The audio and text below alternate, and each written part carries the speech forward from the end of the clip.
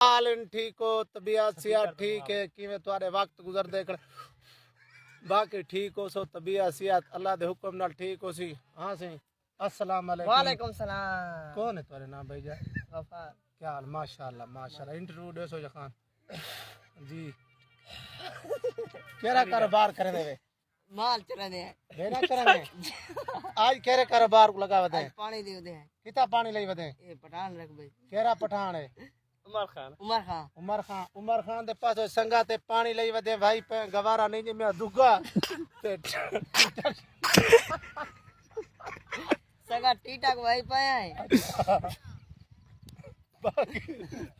अस्सलाम वालेकुम। आओ सरदार क्या हाल है? ठीक हो? तबीयत केरे कारोबार करने दे खान हुनी? बा ये निकाम वाला काम है सारा, कोई डनी वाला काम है। कारोबार खास का नहीं। माशाल्लाह माशाल्लाह। बाकी ठीक हो? तबीयत से ठीक है?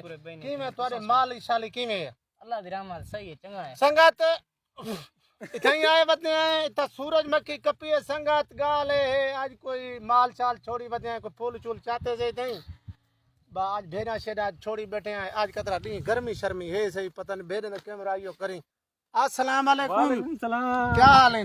पुकारे सो जाता बाकी सगा दे दे मेरा मामा खड़े। ठीक है संगत।